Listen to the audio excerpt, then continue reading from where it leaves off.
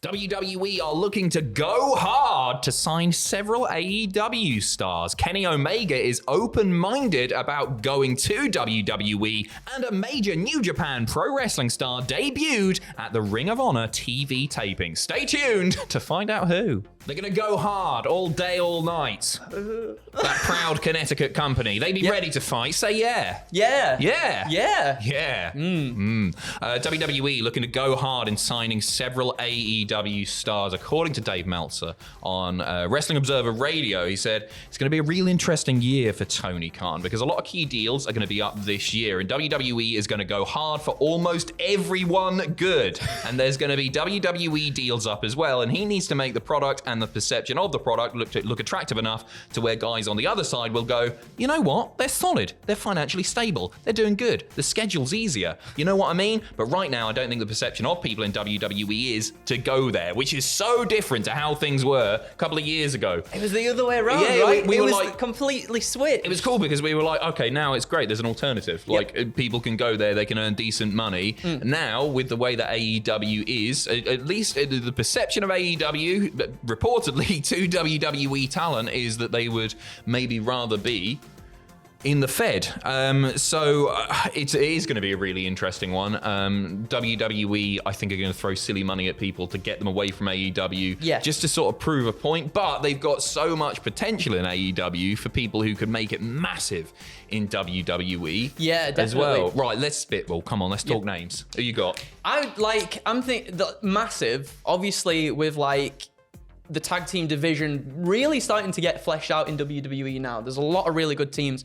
I would genuinely love to see the Young Bucks. Oh wow, you're going big. I'm going big. I want to see the Young Bucks and Usos tag match that Me people too. have spoken about. I think it's my biggest dream match really, that could really actually wanna see it. happen. Yeah. Still, like obviously, like Punk Austin. I guess that could happen still again now.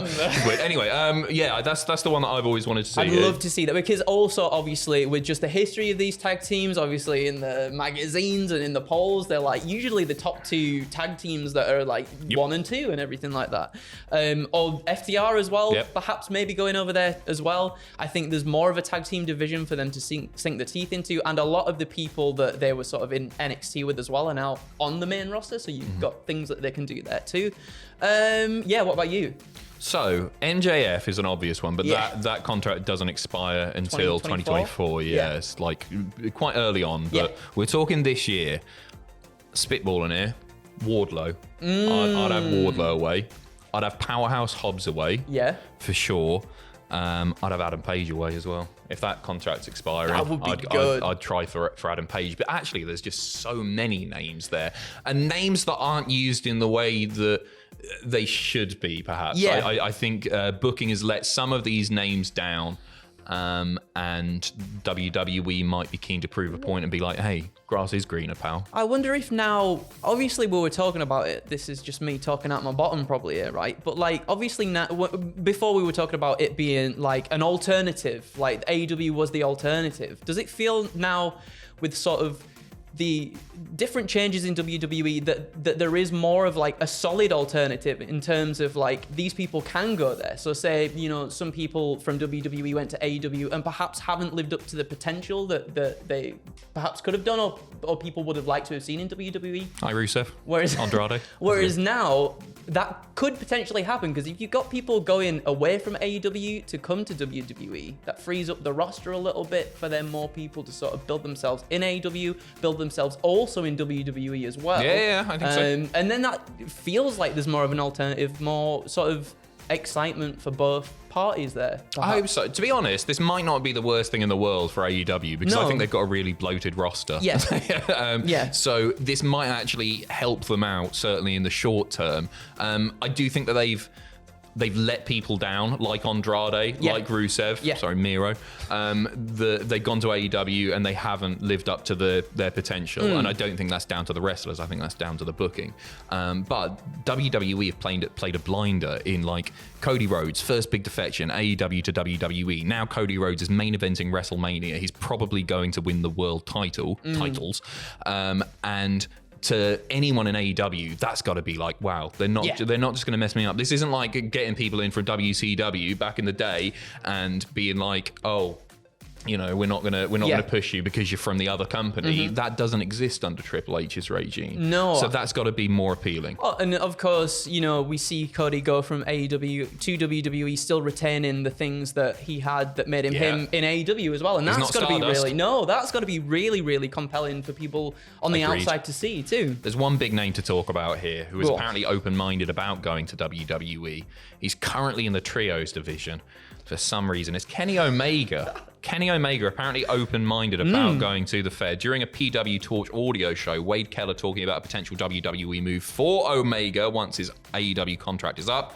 He said, I haven't independently verified rumors of WWE being interested in Omega. I have confirmed that they're aware of Omega's open-mindedness to come to WWE. That's what I've been told. He's open-minded to landing in WWE before his career is over. The attitude is not, I love AEW, I'm going to stay here forever. That's not apparently the belief within WWE. They don't believe that's Kenny's mindset at this point. Obviously, I don't think he even needs to say, I haven't independently verified rumors of WWE being interested in Omega.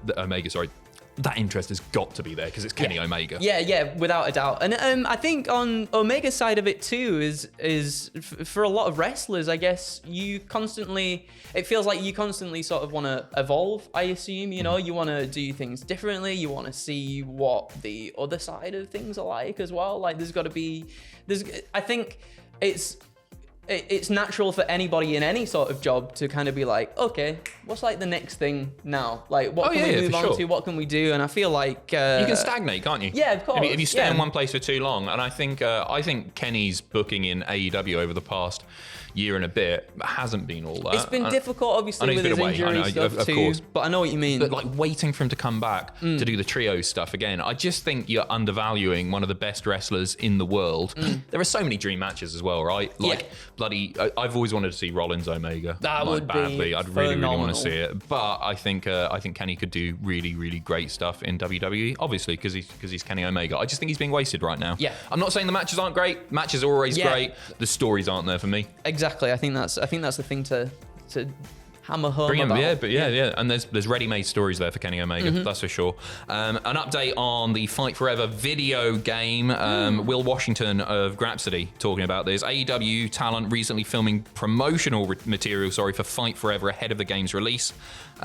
We don't know exactly what's being filmed, but it looks like we're inching closer and closer to it if they're filming promotional material. An interesting one here, but don't read too much into it. Best Buy listing Fight Forever as being released on March 31st. However, that could just be a placeholder. That's usually a placeholder thing for games coming out, I think Q1, Q2. Yeah. However, part of me thinks that if they're in the stages and the film promotional material for Fight Forever, and also with 2K23 coming out in March as well, I feel like AEW will want to be the competition to that game coming out to give people the alternative as well at the same time. Yeah. I think they probably wanted it out a little bit earlier, didn't they? Yeah, definitely. Especially with WWE or 2K pushing the WWE release back. Yeah. They could have had a jump start, and it's unfortunate because of the rating and various other things. I look at some of the footage of the Fight Forever game. I'm looking forward to playing it, by the way. I think it looks fun. Yeah, it does. I think it looks like a fun game.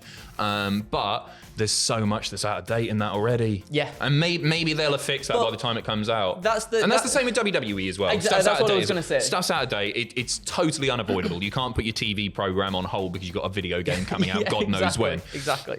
But I really, really noticed it in the trailers that AEW are putting out. So God knows what the actual game's going to look like. I think it'll be fun, though. I think it'll be a fun game. Definitely. We are finishing off with some spoilers about a major New Japan star debuting at the Ring of Honor tapings. Can't call them TV tapings because it's not a TV show. I saw that on someone's Twitter.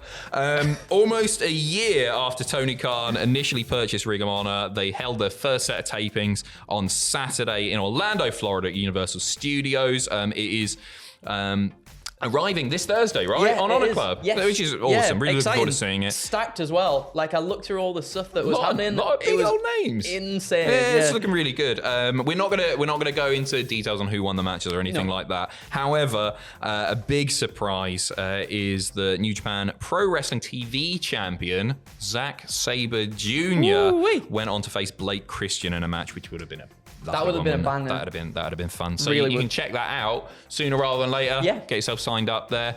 Looking for. Hopefully he's around a little bit. That's what I was thinking too. too, because obviously at Forbidden Door we didn't get him and Danielson in a match, and I think He's gotten that, wasn't it? I think somewhere down the line we are going to get that match. So I wonder if this is like a little sort of the start. tease. Yeah, lighting the fuse to bring the boom of There you the go. match down the line. There we go.